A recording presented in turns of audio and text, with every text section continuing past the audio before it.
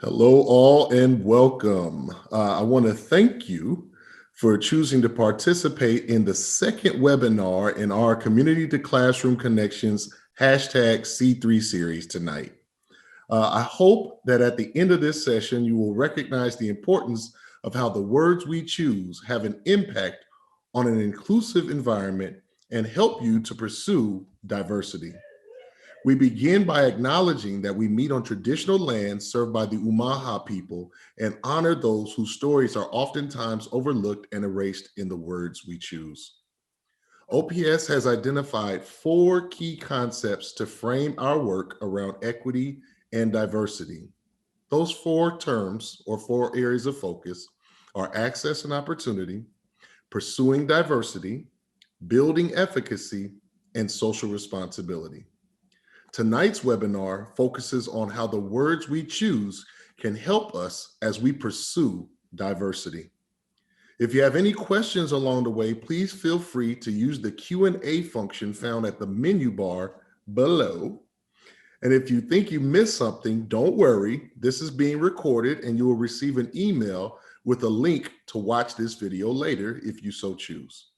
The email will also contain information about the various programs discussed in this webinar. And if you want to get more information or possibly collaborate, we'll provide opportunities for you to do that as well. And there's also going to be a survey shared with all of the participants because we need to get your feedback about how the experience was for you.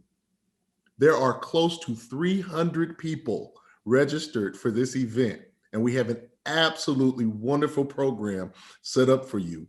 And so I want to introduce our mistress of ceremony for this evening to get things started.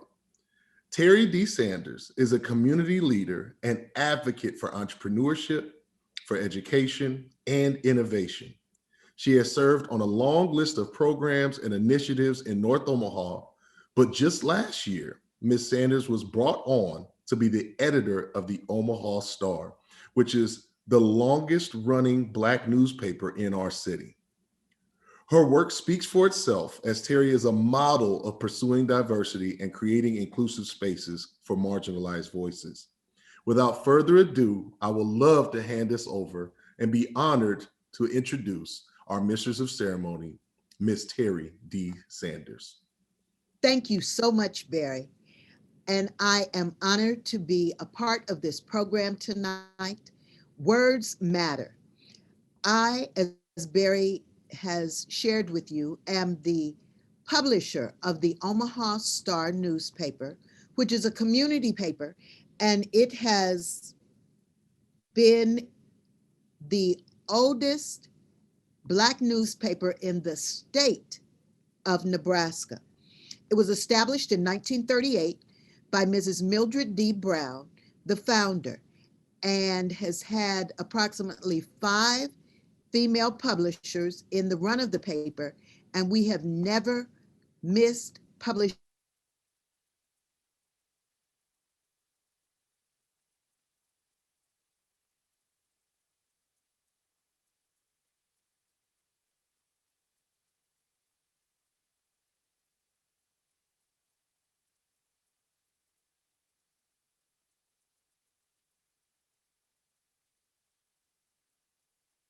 what think before they speak. That applies not only to what you say, but it also can be applied to what you hear and what you read. Did you know that there are actually people whose job it is to think about what you said and how it might be hurtful to others? Crystal Shelley is an editor that has an expertise in being thoughtful about using conscious language to pursue diversity. Crystal Shelley.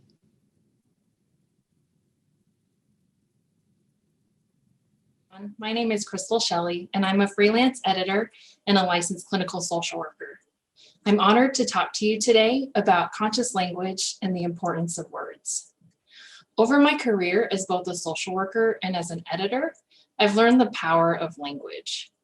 Our words have the power to do good, to uplift, to inspire, to provoke thought, and to validate. Our words also have the power to do harm, to marginalize, to hurt, to stigmatize, and to erase. Therefore, the words we choose mean something. And one way we can make a choice is to use conscious language. I've always been mindful of the words I use, but I never had a good name for what I was trying to do until I came across a website called Conscious Style Guide. Conscious Style Guide was started by an editor named Karen Yin, and it's a collection of articles and resources about the language used to discuss topics like race, gender, sexual orientation, disability, and religion. There, I was introduced to the concept of conscious language. Conscious language is all about choosing our words to reflect our intention, to put deliberate thought into our messaging by understanding the potential impact of our words. It's about understanding that language holds meaning and that we are choosing the words we use because we want to communicate a specific message. Sometimes that message is that we want to be inclusive with our language, that our language should not center only on the privileged. Sometimes that message is that we want to empower a specific group, that we should honor group members as experts and give them a voice. Sometimes that message is that we want to highlight the inequities or disparities faced by a specific group, that we can intentionally use biased language to shine a light on injustice. And sometimes that message is that we want to be respectful and compassionate, that we should understand how groups have been affected by harmful or stigmatizing words. It's not about being politically correct or avoiding offense. It's not about policing language or censorship, even though the ideas of conscious language and inclusive language have been disparaged as such. I'm not telling anyone that they can never say these words or that these words are always okay. The context and the intent are what should shape the message and the words that we use to communicate that message. I'm going to give some examples of what this looks like. Instead of saying, "Good morning, boys and girls," consider saying, "Good morning, everyone." To choose language that includes those who are non-binary or gender fluid. Instead of calling something crazy, insane, or nuts, consider calling it wild or amazing or unbelievable. To choose language that hasn't been used to stigmatize people with mental illness or who are deemed different. Instead of calling a run-of-the-mill event a powwow, consider calling it a meeting or a celebration. To choose language that doesn't appropriate from a culturally significant event for many Native American or Indigenous groups. And instead of telling students to ask their moms and dads, consider telling them to ask their grown-ups or adults. To choose language that includes those who may have two dads or who may live with their grandparents. These may seem like small shifts in language, but they are meaningful because they communicate something. That everyone is included, everyone is respected, and everyone is valid. Many of us over the course of our lives have learned that some of the words we've used are outdated or offensive. So it was probably easy for us to remove those words from our vocabulary. But sometimes we may be resistant to changing our language because we don't think it's a big deal, or we think someone else is being too sensitive. We might think, why should I have to change what I say? When the better question is, what's the harm to me in using alternatives that aren't disrespectful, exclusive, or invalidating? Sometimes we just don't know the origins of a term, or we don't have the insight into why something is harmful. I'm not saying we have to be perfect. No one's perfect. But that's not an excuse to shrug and say, oh, well, it doesn't affect me, so I'm going to keep saying what I want. The message being communicated there is, I know I'm potentially hurting other people, and I'm okay with that. So why does this matter? It matters because it's not about our intent, it's about our impact. I may not think that the words I use are harmful, but I don't get to choose how my words affect someone else. Regardless of my intent or whether I even know I'm doing harm, that doesn't change the impact of my words.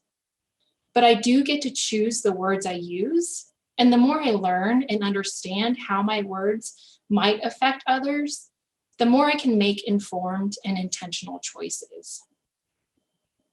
It matters because the language we use reflects our values, our beliefs, and our biases. In publishing, there are what are called style guides, which shape how the published works treat the words and terms within them. This includes books, journals, newspapers, magazines, academic papers.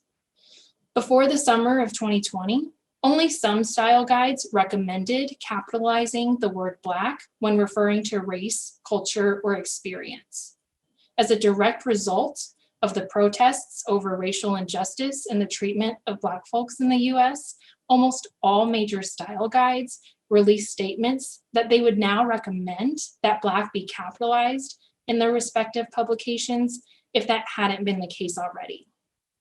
This may seem like an inconsequential change to some, but it was monumental to many who have fought for this change, for their identity to be recognized as worthy and important, because the language we use reflects who we are as a society.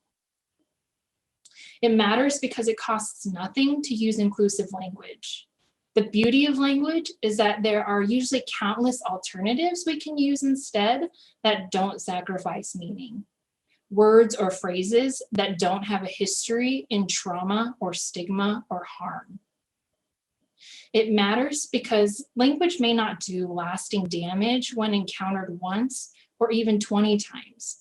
But when we see or hear hurtful language used over and over again, it can be exhausting to feel constantly invalidated. It matters because we have the opportunity to show everyone, especially children, teenagers, young adults, how language can and should be used. We can shape future generations and teach them to be mindful of the words they choose, to wield their words for good. The concept of conscious language is simple in theory, but it can be difficult to put into practice. It requires us to examine ourselves and the language we use. It requires us to reflect on our own biases and our own privilege. It requires us to learn from our mistakes, to grow and to change. And it requires us to have courage in speaking up and sometimes doing the hard thing by calling attention to harmful language. But the result of using language that is inclusive, respectful, empowering, and compassionate is that we can show everyone around us that language holds meaning and that it holds power. The words we choose are just that, a choice. And that choice starts with each of us. Thank you. Thank you, Crystal. Thank you for bringing to our awareness to think before we speak. Omaha Public Schools is responsible for educating students that come from all over the planet. OPS prides itself on the many cultures that make our schools so rich and diverse. A tremendous effort takes place to make sure that each student and family is welcome and has the tools needed to achieve. One of the most important departments in that effort is the English Learners Dual Language Refugee and Migrant Education Program. Jamie Kugwa, the program coordinator, has important information about how the words we choose is so important to how we recognize our students' abilities. Jamie? Jamie Kogwa, and I serve as the coordinator of the English Learner Dual Language Migrant and Refugee Programs for the Omaha Public Schools.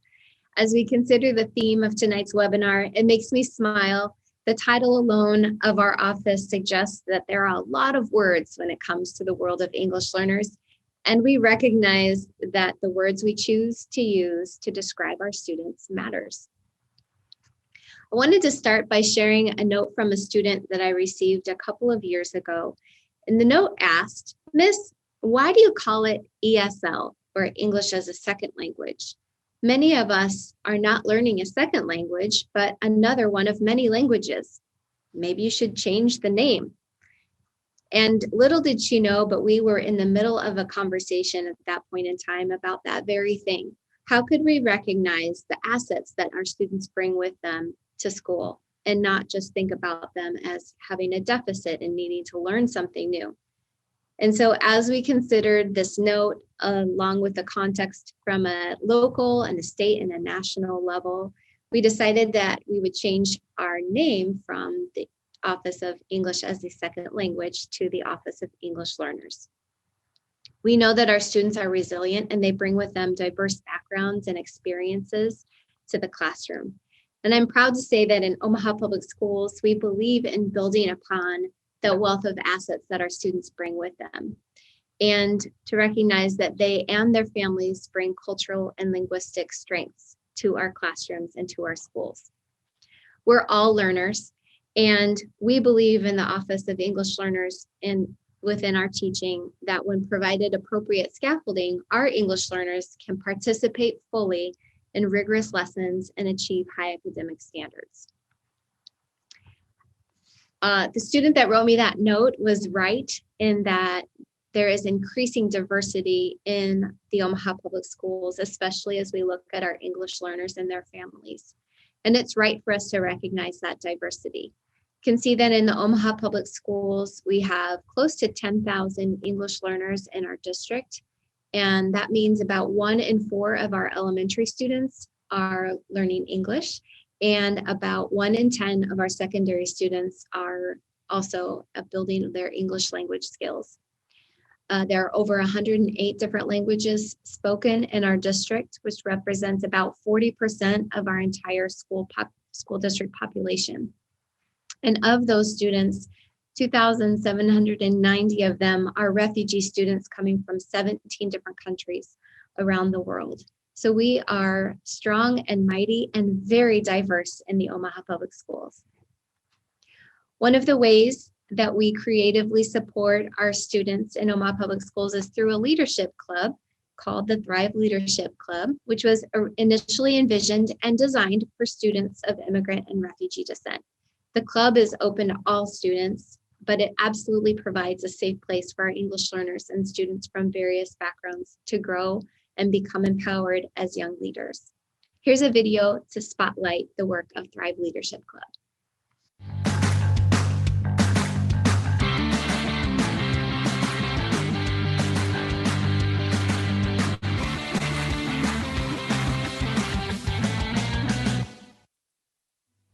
So Thrive Leadership Club is a leadership program for students specifically of immigrant and refugee descent. We have it at 8 different schools throughout Omaha Public Schools. And it's interactive, experiential learning where students are learning leadership skills and learning how to connect with other students from different cultures. Thrive Club gets me excited every week because I get to see my friends, and it's just to learn and then be a part of my family. They're my big family, and it's really fun because everybody is getting involved, and it's just a party every week.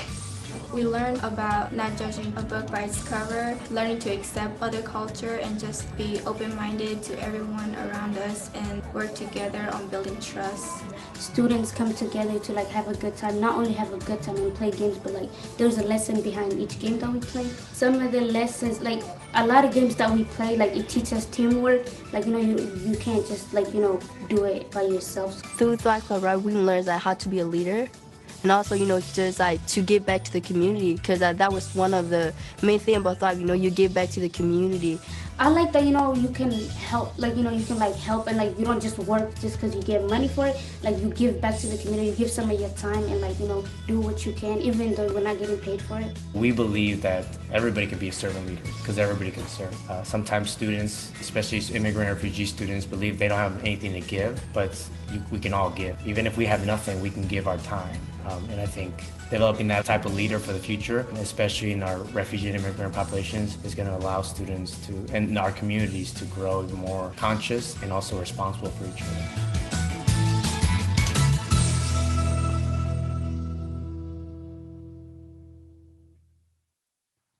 Not only do we strive to provide specific opportunities for our English learner and refugee students to engage in school and connect with other students, but we also recognize that our parents of English learner, refugee, and migrant students also need support that helps them build strong families and promotes student success. Our parent involvement programs include family literacy classrooms, adult EL education, and cultural orientations to help our new families navigate the U.S. education system. In the Omaha Public Schools, our mission and vision statements for the Office of English Learners were carefully crafted through a series of conversations with a variety of stakeholders. They reflect the beliefs we hold about what is important for English learner education, and they shape how we approach the work. These statements do not stand alone, but they also align with the district mission and vision. Omaha Public Schools' mission is to prepare all students for success in college, career, and life. And the vision in Omaha Public Schools is every student, every day, prepared for success. We are focused on equity and broadening participation. And now more than ever, we know it is critical that all educators are prepared to support the needs of all students. The words we choose as we engage in this work, driven by our passion and our love for our students and families, matters. Over the course of the past years, the English Learner team has engaged with our curriculum and instruction support colleagues, school leadership, and teachers to re-envision the graduation pathway for English learners in alignment with the Omaha Public Schools strategic plan and high school action plan. This work has been framed by words our district believes are important for all students. What's been most exciting about this work is that we are united in our focus, and our collaboration has been comprehensive and ongoing. Themes of broadening participation, opportunities for all students, growth mindset, and access to meaningful, relevant learning are words that have coursed through all conversations, leading to more opportunities for all students. I am so proud to work alongside such amazing people to serve our students and our families in OPS. In closing, the words we choose do matter. They matter to our students, and they matter to our colleagues and families. Let's remember the impact our words have on anyone who is listening. Thank you for listening this evening. Thank you, Jamie. The words we choose. An essential part of the conversations we have about the words we choose should be focused on the stories we tell. Our nation has a tremendous value in narratives and perceptions. Oftentimes, as narratives are formed, some stories get pushed to the front and others to the margins. Dr. Eleanor Coleman of Minnesota Humanities is going to help us understand how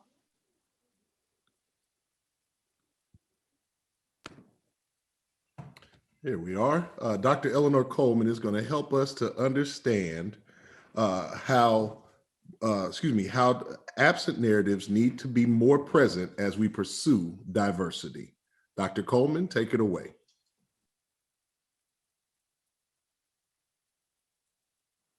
Greetings. Thank you very much, Terry, for the introduction and the wonderful job that you're doing. I certainly also want to thank Barry Thomas for bringing this opportunity together for us all to share.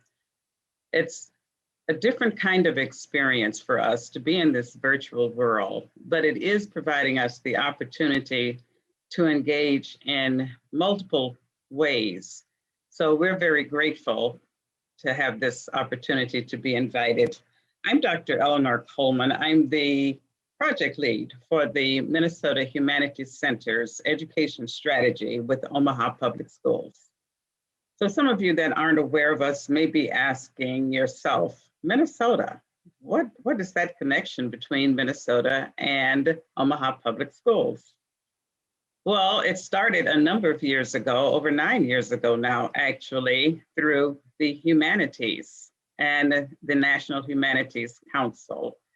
The work that we were doing around racial equity and engaging in conversation about this critical topic came to the attention of one of the officers of the Sherwood Foundation. And they invited us to apply for a grant to do some similar work with Omaha Public Schools. So we have been deeply engaged since then and actually have grown our connection and professional developing offerings to where over 3,000 educators within Omaha have participated in some of our work. So the education strategy itself, and we call it a strategy and not a program because we co-develop our offerings and we bring in different people at different times so that nothing is ever the same. We're constantly growing and making connections. Those connections are important because our strategy itself is very much relationship based. We believe that when we can bring others together, when we can restore relationships to ourselves, to each other, to our communities, and to the places where we live and work, as we say, then we give people an opportunity to understand what does bring us all together, and it is our own humanity. So by having that opportunity, it gives us a chance to also embrace and include absent narratives that make up each of us. They help to say who we are as individuals, our communities, and we can close that misunderstanding that often causes us to not connect to each other. It closes that relationship gap of human understanding and most importantly, empathy. So why do the humanities matter? Well, we all have different ideas and thoughts about that. When you hear humanities, you may think of an art class that you have. You may think of literature, you may think of philosophy, but you should certainly think about language because it is about our humanness and understanding. And language has always been a major way that we connect with each other, even through art itself connects as a language. So being able to come together this way gives us an opportunity to heighten our own cultural awareness, competence, and communication skills.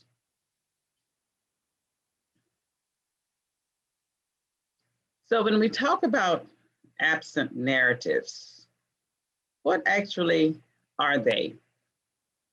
Well, absent narratives are stories that have been left out of the mainstream because oftentimes we only get the dominant view or dominant perspective of our histories.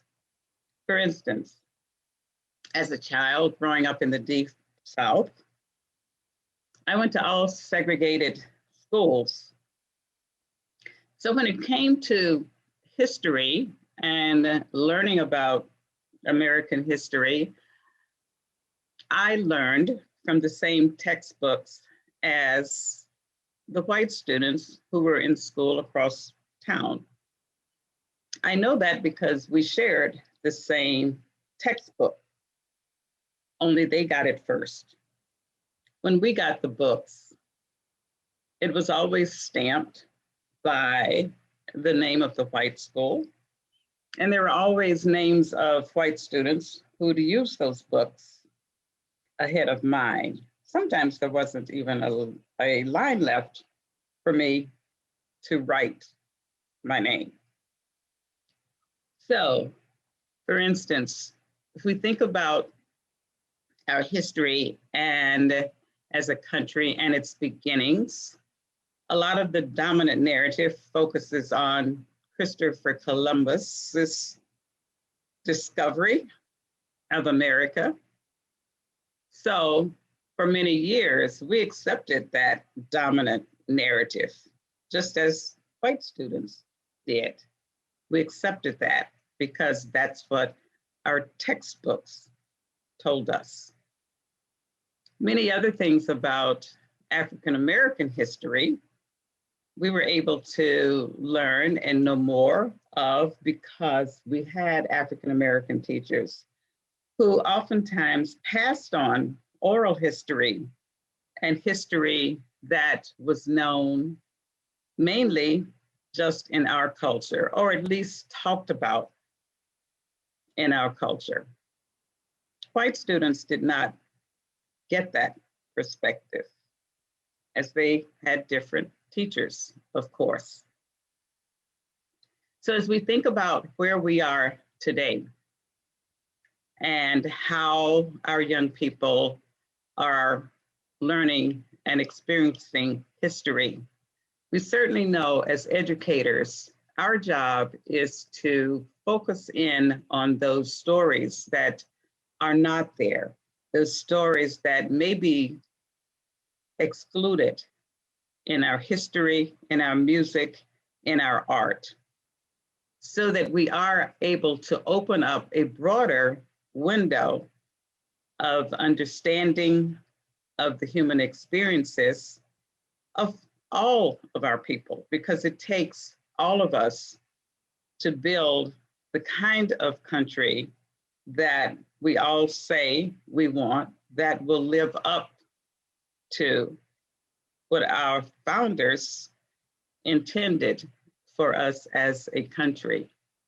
So what does that look like? What does that mean when we are excluding these narratives? Perhaps most of you are very aware of Chimamanda Adichie's powerful, powerful TED Talk on the danger of a single story. Within that talk, she says that the problem with stereotypes is not that they are untrue, but that they are incomplete. They make one story become the only story. For instance, when we talk about our children and we talk about the achievement gap, there's been much written about the reason for the achievement gap. Most times, many times, the reason for the achievement gap is attributed to poverty. Is that so? If we don't accept that as just poverty and don't go deeper, then we won't have a complete story. If we're not asking ourselves, well, why is that poverty? Why is there poverty for certain communities? Do all students have the same experience of not achieving if they're in poverty? These are the kinds of things we can only ask if we push ourselves to go deeper. It's not until we as educators really take the opportunity to come together in dialogue and understand we do have the power to make change, because education systems are very much human systems. And if we don't change, the system won't change. So thank you very much for having this opportunity to share with you today. Again, thank you very much, Barry, for offering me the opportunity to speak. Thank you. Thank you, Dr. Eleanor. The nation was recently wowed by the words of a youthful National Poet Laureate, Amanda Gorman, who delivered a powerful poem at the inauguration of President Joseph Biden. Ms. Gorman is a Harvard grad, but her journey towards her acclaim started as a student who was interested in writing. OPS has many students who have this same interest and passion for words. Annually, Matt Mason and the Nebraska Writers Collective find a space for students across the state to choose words that help them express their diverse life experiences. Let's listen to Matt explain how the words we choose can be louder than a bomb.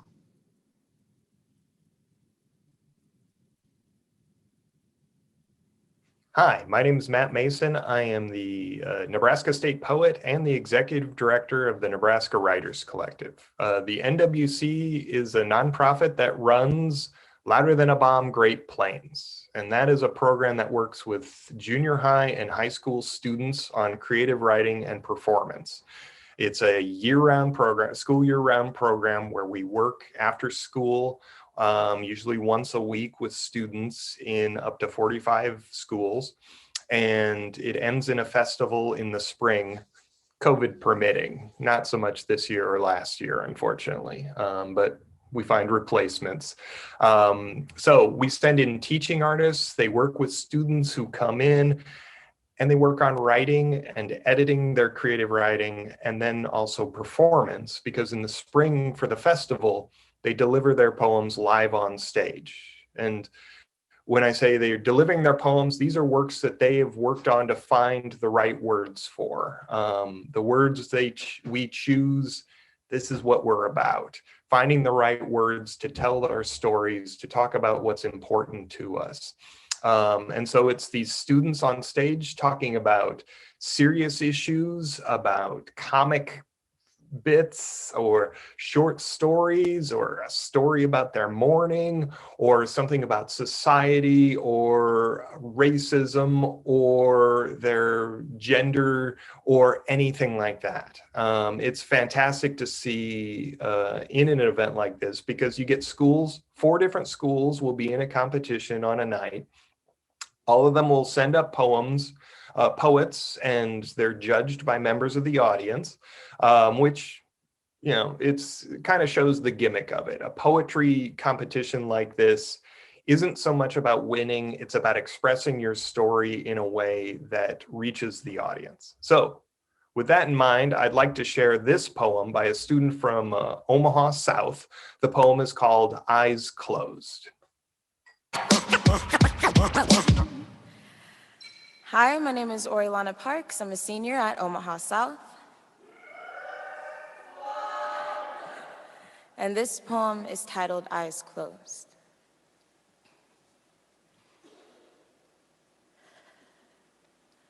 Eyes closed, breathing steady, kick, swing an arm, repeat. Swim forwards with your eyes closed and hope for the best. Think, but don't think. Don't get caught in the thoughts that suffocate you and make you feel like you are drowning when you are surrounded by air. Kick, swing an arm, repeat. Keep your eyes closed and keep hoping for the best. Don't let your mind overrun with everything that you said it wasn't going to. You have to keep kicking. Swing your arms and repeat. You have to keep swimming. Please don't stop, because my mind is being flooded with everything that everyone tells me, because I know that I need to breathe and that I have to and I will. But right now, I'm still struggling to keep my head above the water, to keep myself from sinking, from drowning, from ending it all when I promised that I wasn't going to. Kick, swing an arm, repeat. Eyes closed, I can feel myself sink. I can feel myself scream. Feel it as I kick even harder because I let myself overthink. I've let the red wine flood my brain as I see it dripping on the floor. I can see the black metal with the trigger that's gonna let bullets soar. The never-ending questions. While I'm so disconnected, it's all never-ending. My brain's still rewinding to how I hear everyone's voices asking if I'm okay. Will I be okay? Can I be okay? What does it mean to be okay? Kick. Why can't I be okay? Swing. You have to be okay, breathe. You have to be fine, breathe. You cannot let it control your mind, breathe. Control your shaking hands, your tapping pen, the bouncing legs, breathe. The copper taste, the red wine on the floor, breathe. You have to breathe because it's unnatural to be not fine. You have to be just like them. You can't let them notice that you are not fine, breathe. You have to be okay. You have to act like everything is okay, that nothing's going on at home because that's not what school is for, breathe. You have to act like you are just fine. You are like them. You are normal. You are not someone with anxiety, someone who is fighting depression. You are not someone who cannot be like you. Because I am human. And humans, sure, we don't have perfections and we must be imperfect, but I am too imperfect for you to understand. My hand shaking, you think that I'm just nervous, but I am not just nervous. I can't breathe half the time, but you don't understand because I am supposed to be like you. I am supposed to kick and swing and let my arms keep swimming forward in an ocean of worries, anxieties, and everyone telling me to do this, do that, but you don't understand that I really still can't.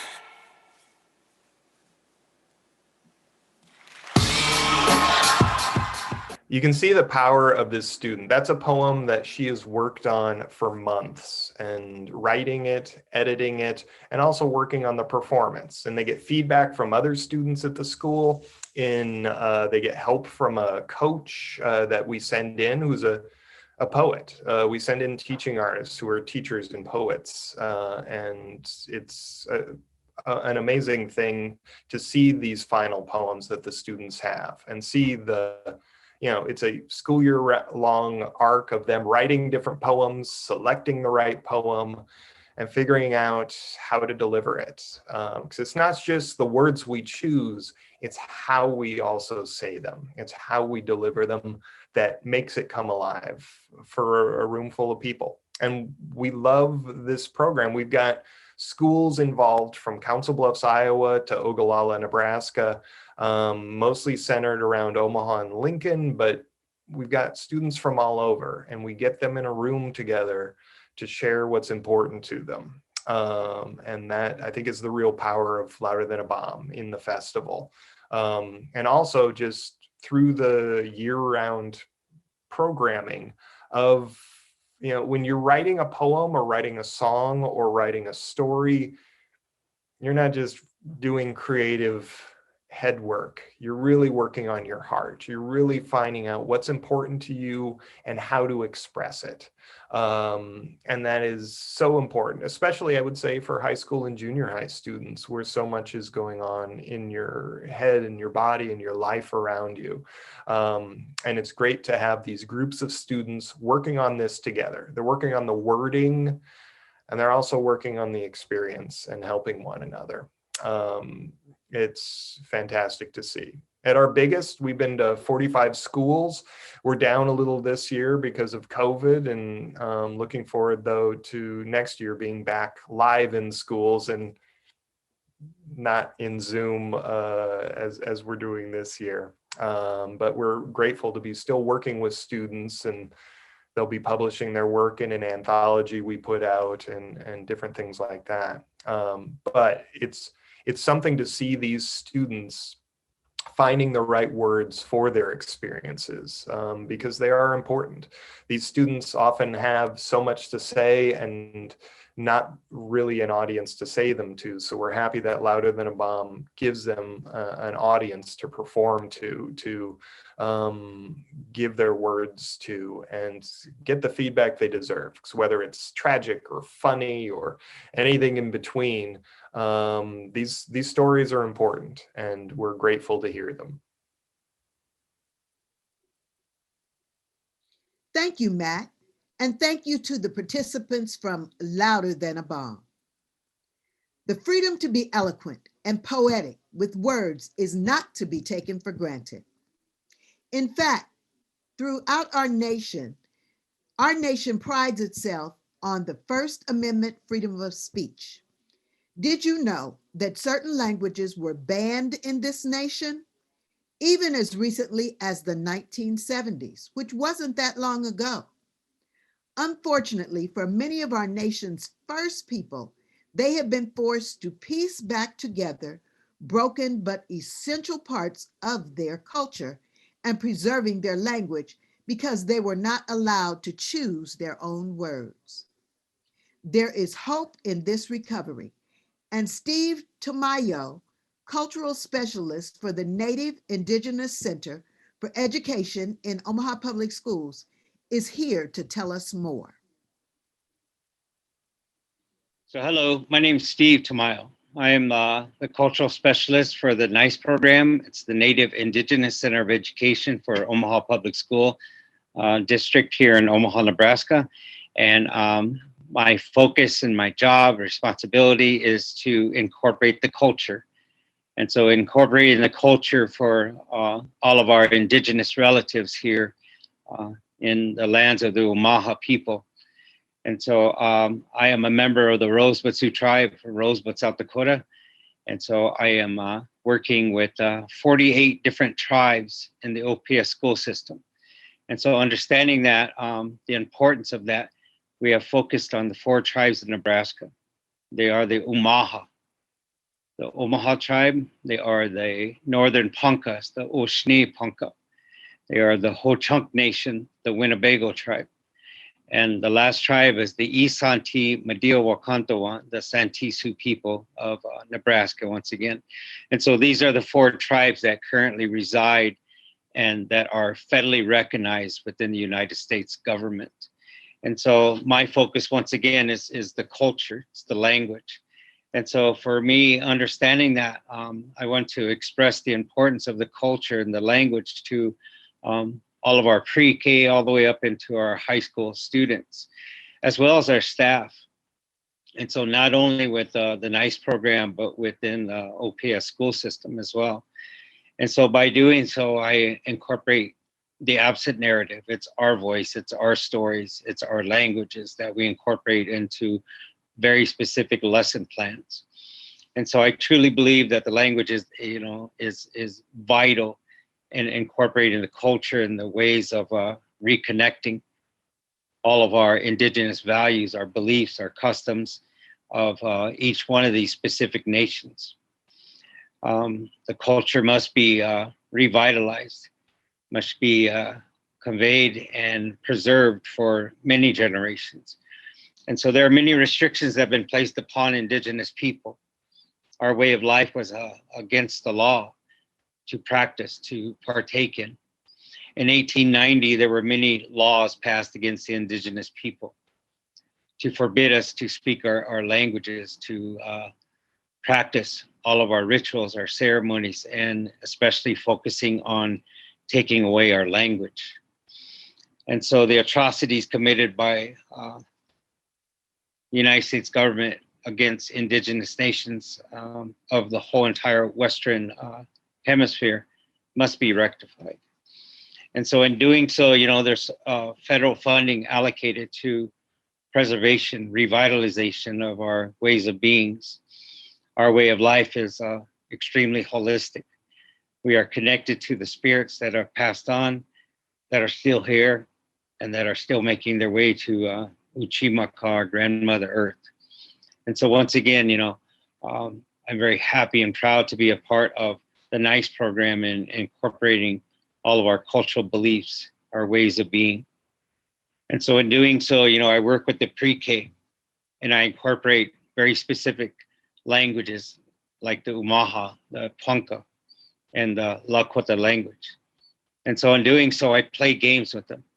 And so for us, games are what they call Ooshkate. It's a celebration of life, it's understanding. And so in doing so, we have very specific tools that we utilize and we call Wishkote. Wishkote is the toys, it's the instruments, the tools once again. I use these instruments and these tools to teach the language. And so, for instance, I go out with my older kids to harvest wild plums. And so in doing so, we show them how to make a very special dessert that we call wojapi. And so this is a whole process of understanding our timeline that exists naturally. And so we follow the 13 moons. Every moon, there's a specific task that needs to be done. And so this is what I'm trying to reinstall, with all of our indigenous relatives to explain the importance of our plants. And so once again, harvesting the wild plums, we actually keep the plum pits, and we call that kute. That kute is understanding the importance of our plum pits. Our plum pits, we color code them. We get these pits and they actually turn into what we call a dice game. And so that dice game, we color coordinate them once again, but then I incorporate the language of our indigenous relatives. So I'll use the color white, that is ska. I'll use black, that is sapa. I'll use red, that is sha. I'll use blue, which is to. I'll use green, which is tozi. And I'll use yellow, which is z.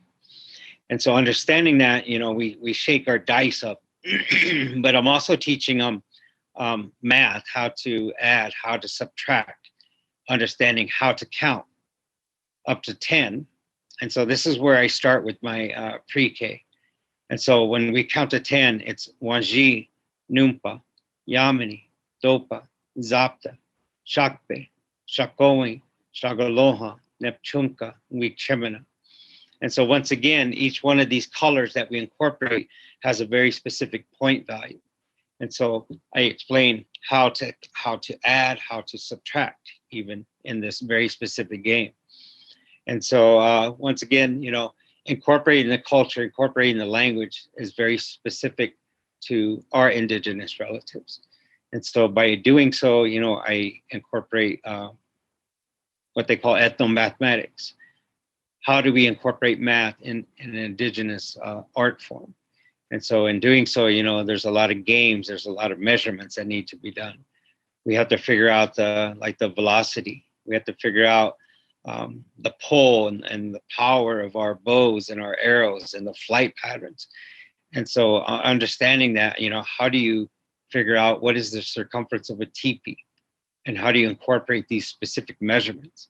And so this is all vital to our ways of being. But I also get to incorporate indigenous science. And so I'm a brain tanner. And so what that means is I butcher out the buffalo, the elk, the deer. I stretch those hides. I open up those collagen fibers. I scrape off the meat, the fat, the epidermis, and the membrane. Once I do that, I cook up a brain and fat and water solution. Because of the acids, the enzymes within that solution, it helps break down that molecular structure of that hide. And so as soon as I'm done scraping out that hide, then I saturate it with that brain solution. And so once I'm done with that, I let it dry out. And then I have a flat stick, kind of looks like an axe handle. And I start stretching that hide out, and I can hear the collagen fibers all popping. And so what I'm doing is I'm breaking that hide. And the last thing I want to do is I want to smoke it, because when I smoke a hide, the alkaline that is in the ashes actually helps waterproof that hide. And so when you look at our hide, deer hide or elk or buffalo hide skins, depending on how dark they are, will determine how long they actually smoke that hide. And once again, it's a process to close up those collagen fibers because of the alkaline that's in the ashes. And so this is just a process of that. And so, my degree is in, I have a BFA, I have a Bachelor's of Fine Arts. But what I've done with that degree is I've actually helped create our own traditional art form. And so in doing so, I was instrumental in partaking in teaching this way of life at Centegleshka University on the Rosebud Reservation. And so while I was there, we created our own lesson plans, excuse me, our own lesson plans. We created our own curriculum based on a way of life, once again, of this understanding of being holistic and in tune with everything that exists outside. And so understanding that, that leads me to that brain tanning process, but it also leads me to understanding a lot of our societies. And so we have many warrior societies. We have many women's guilds that still exist, like the quill workers and the teepee makers and the moccasin, the clothing makers. These are specific guilds that coincide with all of our women folk. And so understanding that, the men being the warriors and maintaining that status as providers for the family, I incorporate that understanding of the importance of hunting, but never wasting anything that exists outside. And so understanding that, I'm able to take down a lot of our birds, but once again, we utilize all the feathers. And so because of accomplishments, because of deeds carried out in one's lifetime, this is how our feathers were earned. And so understanding that, we still gift a lot of our students, our relatives, with feathers and eagle plumes for accomplishments in life, once again. Even when they graduate from the pre-K into the kindergarten, even when they graduate from that middle school and then high school. And we follow that individual, even when they graduate from college. A lot of our staff members will be there alongside of our Indigenous students here from OPS. So it's an amazing journey to follow our kids to revitalize this traditional ways of being, but incorporate it into today's world, in today's life. And so understanding that, we once again focus on the culture, on the language, the understanding of, the 574 federally recognized tribes within the United States. But we're also acknowledging the other, couple hundred tribes that are only acknowledged within the state that they reside in. And so, we've had many hardships that we've had to face, had to endure. And so some people, they acknowledge these as speed bumps, as obstacles. And so we're trying to revitalize, once again, a way of being. And so understanding the importance of our culture and our language, all the way from the pre-K into the kindergarten, elementary, middle school, and high school, we incorporate, very specific languages, very specific games and tools and instruments that we need to help reinforce and revitalize this way of being. And so I want to thank you for this opportunity. Thank you. Thank you, Steve, and for explaining why it's important for the words that we choose. As we continue to focus on pursuing diversity, we must take time to ensure that people of differing abilities are a part of the words we choose. Often, when we think about the variety of languages we use, we overlook a very common and practical one: sign language. Here to give you some pointers about choosing words that engage people of differing abilities are Omaha Public School educators Amy Cook and Susan Severner, and from ESU number 3, Mike Brimmer.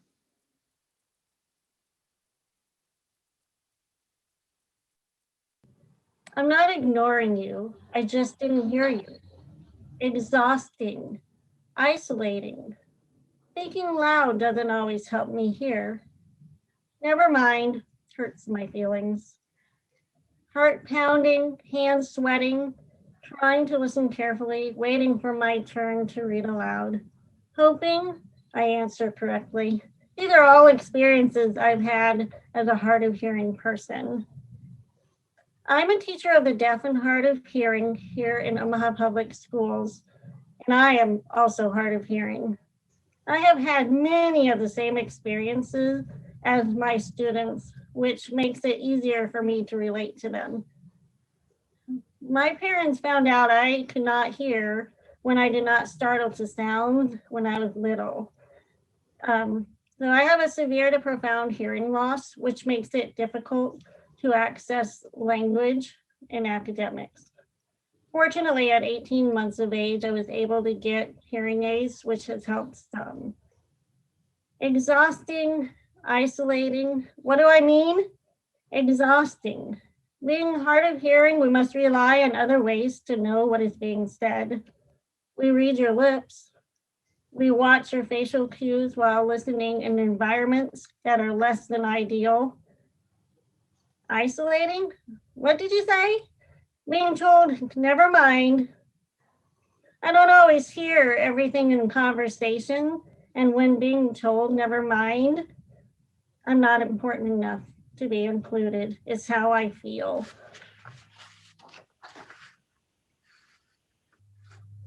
For growing up in a small rural community up in Northeast Nebraska was definitely different than what my students here at Omaha Public Schools have experienced. The resources were not as available to me as they are for my students. But that didn't stop me from making progress.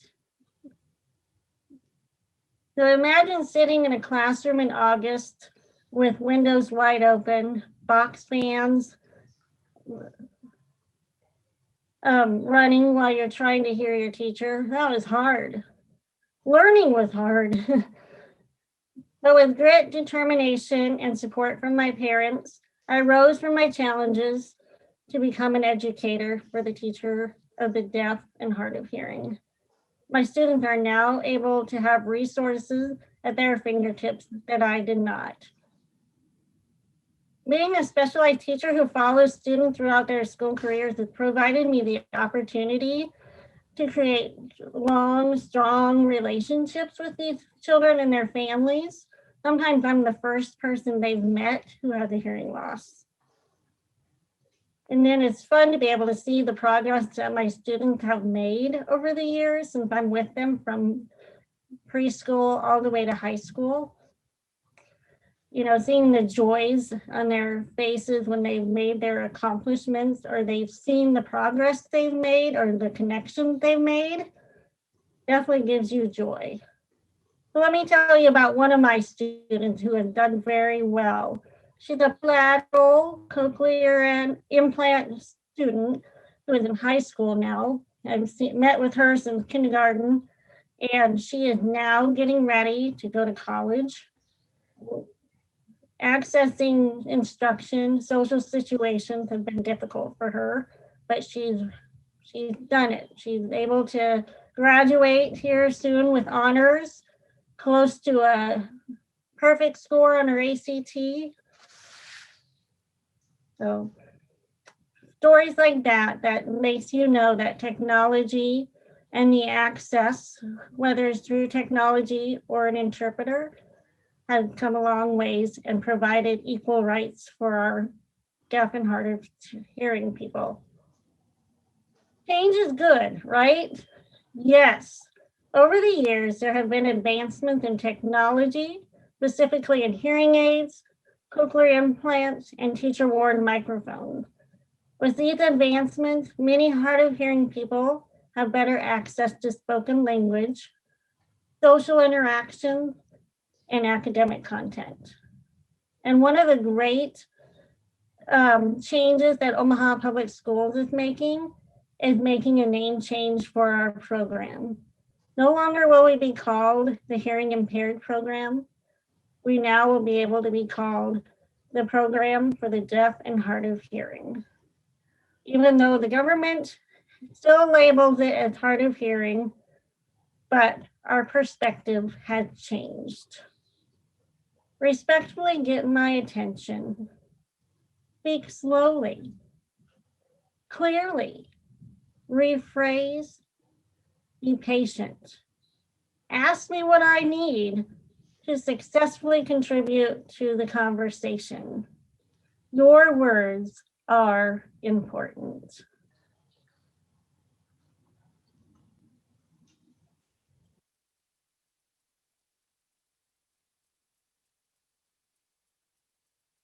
I'm going to present the words we choose. Well, who am I? My name is Mike Brummer. I have been working for 20 years in the deaf education field in different settings, classroom, itinerary, and activities. Currently working as activities director for Metro Regional Program ESU3, providing students who are deaf and hard of hearing opportunities for peer socialization and boost their social emotional needs. Low expectations of deaf and hard of hearing students. Deaf and hard of hearing students may be different, but they are not less. Their experiences may be limited to exposure and access language and communication. But the career outlook for today with technology has exploded, like becoming business owners, hotel owners, aerospace engineers, IT and cyber security specialists, educators, administrators, journalists, mechanics, and many other occupations. Often, this population has to step back to fight against stereotypes. They want the same opportunities as everyone else have or do have. Offensive language to avoid. The deaf community in general favors deaf and hard of hearing. Hearing impaired or hearing disorder suggests the hearing disability defines that person or setting. The standard as hearing and anything different as impaired, making them less or substandard. Deafness and hearing loss is fine as long as you describe the degree of hearing loss. Please do not ever use deaf, mute, or deaf and dumb.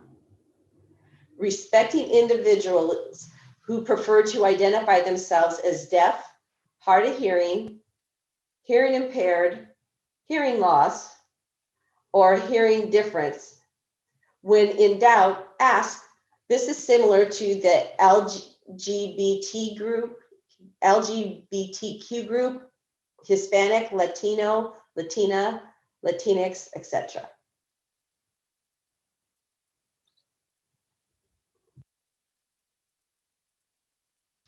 Hi, my name is Sue Sevener. I'm an educational sign language interpreter. I've been working at Omaha Public Schools for 15 years in both the elementary and secondary levels. I have also worked at colleges.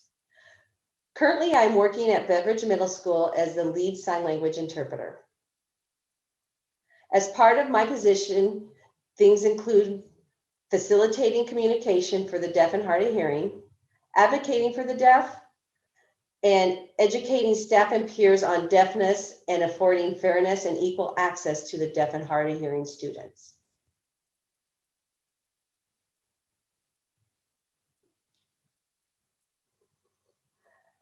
American Sign Language, or ASL, is its own language. Typically, sentence structure for ASL is subject, verb, object. Can also be subject, object, verb, or time, subject, object, verb. Grammatical features include time concept, facial grammar, and body language. ASL is not a written language, which leads to stereotyping because deaf individuals are not writing grammatically correct English structure, because ASL does not use be verbs such as am, is, are, was, were, or articles such as a, an, or the.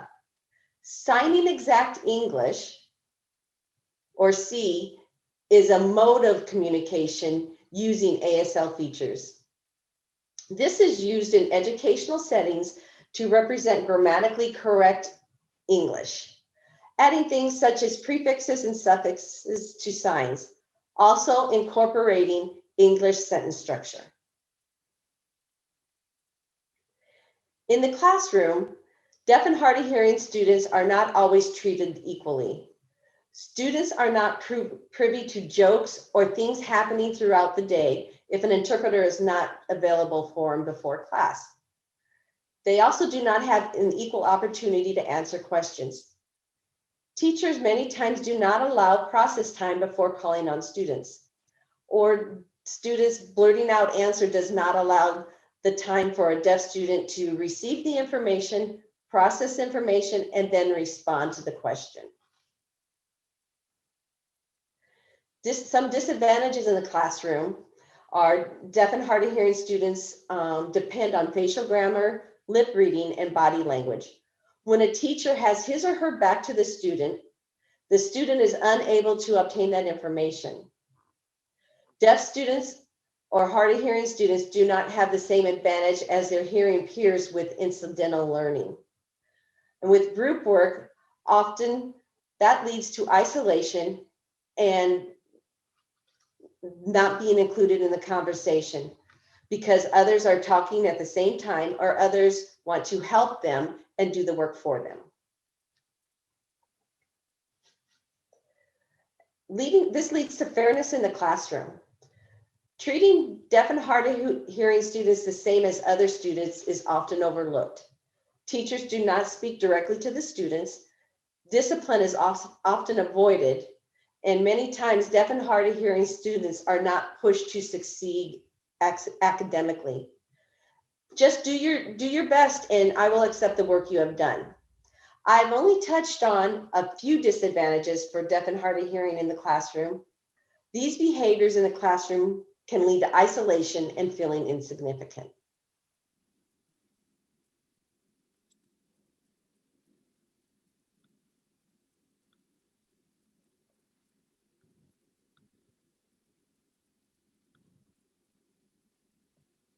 Thank you, Amy, Susan, and Mike.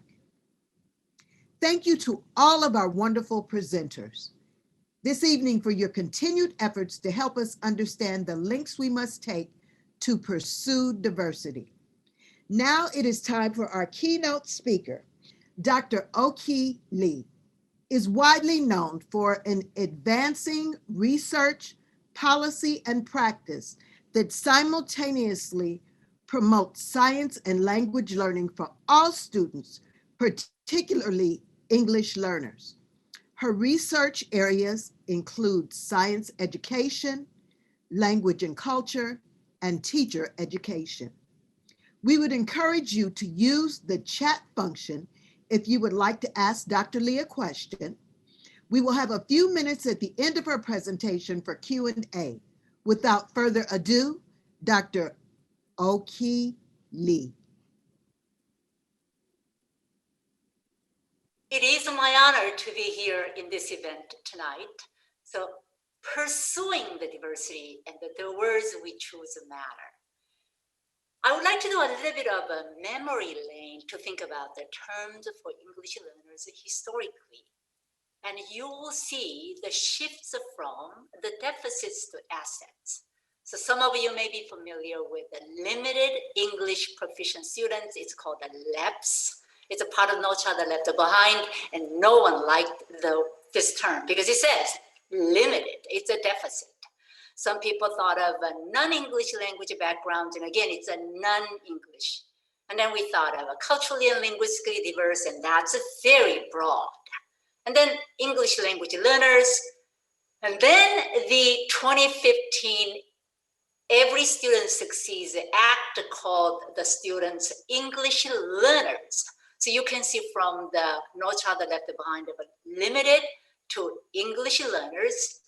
And some people thought of English learners as a glass half full, others thought of it as a glass half empty. So some would like to create a new term, emergent bilinguals.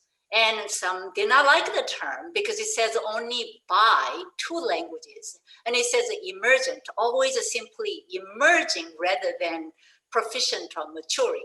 So the current term is a multilingual learners. The federal term is English learners, but that's what people would like to push. So given that this term changed to English learners, I expect that multilingual learners may become the next federal term, and you will see from the limited deficits to assets of students bringing multiple languages. Now, what does it mean in terms of English learner education? And I would like to address the Every Student Succeeds Act. This is a federal law. And it will say that each state plan shall demonstrate that the state has adopted the English language proficiency standards that it says, it doesn't say English language proficiency standards before the content standards. Instead, it says English proficiency standards are aligned with the challenging state academic standards, including math standards, ELA standards, and science standards. So with the English learners, it's not learn the vocabulary before coming to content areas. No, learning the language is a part and parcel of learning the content standards. They go together. Okay, so that again, that's an asset view of English learners are capable of learning the content standards regardless of their English language proficiency. What about science? And you may say, what does science have anything to do with the words? And it actually does a lot. Science education, the current standards start with all standards, all students. I'm very familiar with the science standards and all standards and all students because I was a part of the writing team and I was the leader of the equity and diversity team as the center of the science standards. So what does it look like? Now you may say, what I'm saying is, oh, that's only for smart kids. Actually, what I'm going to share with you is for all students, including English learners. Now the world has changed. I would like to say about the traditional and contemporary. Traditionally, we thought of students, because scientists and teachers say so, it is written as science textbooks, and the students are reading about science, and science did not make a lot of sense to most students. Only some students thought, science is interesting. Now, the contemporary view is that all students are learning science as scientists and engineers do in solving the problem and explaining the phenomena. So students are scientists and engineers, and students have the agency, and students, including all students, including English learners. So here's something that you can think of. English learner education and all content areas. Take a seat at the table. Typically, here comes ELA, math, a little bit of science, and social studies. Oops, we forgot English learners or students with disabilities. So we can think of literacy, basic, numeracy, basic, and when we say sciencey, ooh, that sounds a little bit not basic, but a little bit arrogant. Okay, so that's how the words convey meaning. Let's think about the version 2 and what a take a seat at the table may look like. This is what I would like to shout out to Omaha. Omaha is taking the opposite version. Here is Omaha School District, where English learners, students with disabilities, and all students who have been traditionally underserved are at the center, and content standards have come together to serve the students, including English learners and all the other students. So I would like to shout out to Omaha Public Schools that taking the contemporary approach for all the students. Now let's think about science and language integration. So traditionally, you may think of learning science. I know you may say, I read about science, but I don't remember anything. Contemporary view is that students are doing science as scientists and engineers. And what is really important is this. Science is not what science is. Science is what science does. Using science to do something. And it's the same with English. So we think of learning about the vocabulary and grammar, and it's a lot of memorization. Not so. According to the contemporary, it's using language to do something. So it's not what language is as a given, but it's what language does. And it's using language for a purpose. So what does it look like? We can reimagine language. Traditionally, we thought of poor Oki who came from Korea, who does not speak or listen, not to mention read and write. So we have to give her the vocabulary as a precursor or prerequisite for doing science. Not so. We don't pre-teach or front load. Oki is doing science, and as a process of doing science, I'm using language, and as a process of using language, I learn language as a product. It's a complete flip. Another way to think about it is that we think of a science vocabulary like molecules and photosynthesis as a language of science. Not so. Doing science is a lot more than using vocabulary. So when we argue, when we ask questions, when we explain, that's all language. But here may be something that is really important to think about. Poor Oki again, who came from another country, she does not speak and listen. So we simplify content. And by simplifying content, we also simplify language. And that's really odd to science educators or content educators, because content standards are intended for all students. And by simplifying content, we have two sets of content standards. And you say, oh, that's not fair. Okay. So by instead of simplifying, we keep the academic standards as they are, and we amplify. So there are two really important things to think about, this simplify and amplify. One is that when we say simplify, we start from the limited English proficient traditionally I'm using, or the proficiency as the basis, and then we start from where the students are. When we say amplify, we are starting from the and we are up, it's a rising. So that's an important, the image of a simplify versus amplify. Another one is that we tend to think of English learners that we are supporting them, and sometimes we even say we are protecting them from what? Rather, we say that academic standards are challenging to all students, and if academic standards are challenging to all students, academic standards are challenging to English learners as well. So we are supporting English learners, but we also challenge English learners.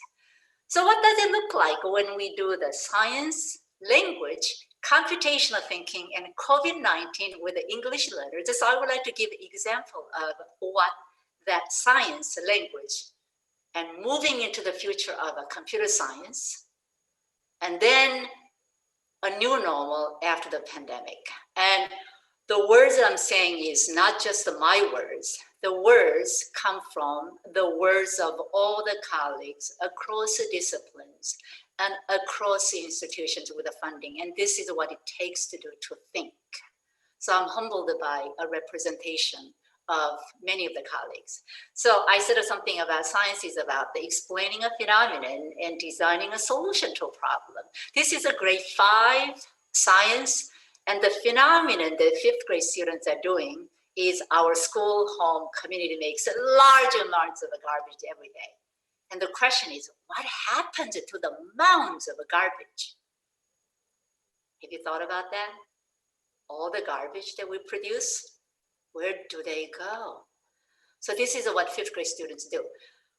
Students are explaining the phenomena, and it has a really academically rigorous standards. The properties of a matter, if you remember what you learned in school, particle nature of matter, chemical reactions, the conservation of matter, decomposers. This is what students are doing. But students do not know that they're actually doing storyline by doing science. So in the beginning, the first day of a 5th grade, students come to the class and they see mounds of garbage in the center of the room, and they're sorting the garbage. And by sorting, they're actually looking at the patterns. Not looking at the school garbage, home garbage, and neighborhood garbage. They are looking at the system of garbage. Now, they don't say systems are patterns, but that's what they do by categorizing and putting things into sorting. Now, they cannot leave the garbage in the room because it'll stink. So they have to do something to do an investigation, and they create what we call, our team call, the landfill bottles. So here is an open system. closed system. And over time, they are doing the investigations to see what happens to the plastic spoon and aluminum foil compared to the orange slices and banana slices. And they see the changes in the properties of different types of materials. This is what students are beginning to learn over time. Now, at some point, they are going to open up this closed system about 3 or 4 weeks, and they are so excited. We are going to open this mystery of the closed system. And before they say, oh, we don't see the banana, we don't see the orange anymore, and some students will say that it has disappeared and decomposed and the weight should be less, and others will say, I see the water drops and they should be more, and we simply measure the weight and the weight stays the same. What is important is that me, from Korea, I know that I don't speak really sophisticated language. All I need to say is that close the same weight. That's all I need to say. Close the same weight. Okay, that because the ideas matter. Now, when they open up, the smell is really bad. So, yikes, what is the smell? And they'll eventually learn about the decomposition of apple and orange and banana because microbes are decomposing. I hope that you're following me. It's a 5th grade, right? Now let's think a little bit more about what that means in terms of doing science and using language. And here is open up. And what's that smell? When we ask the students, the 5th grade students, to explain the smell, they first typically draw the smell as like a smell is like a cloud that is floating. Or some students may say the smell is like lines, that there is a smell and there is air and they float toward me. And after about the 2 weeks of a science instruction, they are doing classical science investigations that you remember. And they learn that smell is made of particles. So there is air particles and there are smell particles. And this arrow is really important. It's a movement and it's a random. So students, without ever using a word, they can explain the ideas by using the diagram. And eventually, over the course of the instruction, they are becoming very sophisticated using words and diagrams, and students use all types of modalities. And they use multiple modalities very increasingly. Now, hold on a second. Registers, so how do they go? Yikes, it stinks. What is it? It's a gas.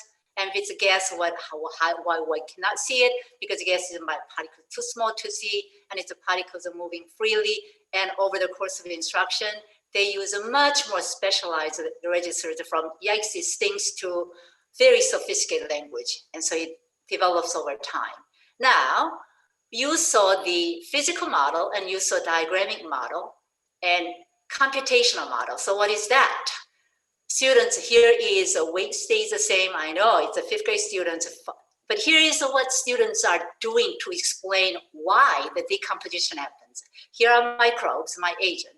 Microbes are in contact with the banana solid, collide, and banana solid changes to banana gas. So banana solid and banana gas are the same thing, and weight stays the same, and students have a real understanding. Now, why is that important, especially during the remote instruction with a lot of dependence on technology?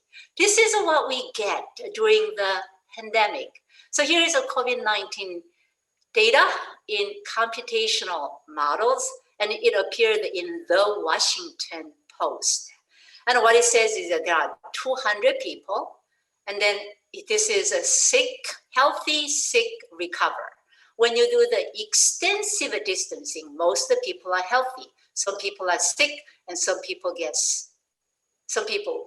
recover. So sick and healthy. Now here is a free for all. Here is a lot of people get sick and they recover. Now it doesn't explain that some of them who recover actually do not recover. They passed away. So here is a computer simulation, and how does that work? So we can think of COVID-19, climate change as a complex ideas. I have 2 minutes. So here is the data science from Johns Hopkins. As of a few days ago, we have 100 million infections, 2 million people who passed away.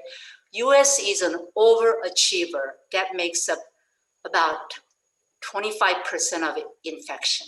Here is a computer simulation. When you look at the United States, over 400,000 deaths, US never flattened the curve, unlike other countries. So when we say that 400,000 US citizens died, who are dying?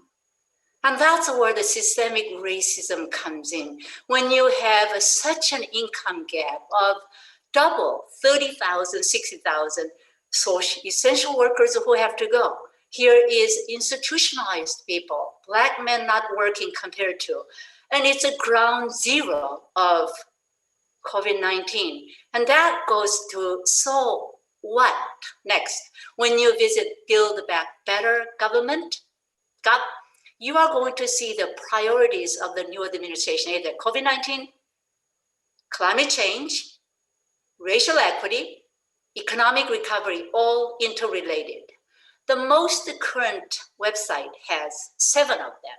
Has a COVID-19 under control first, climate change, healthcare. So you can consider those as essential STEM.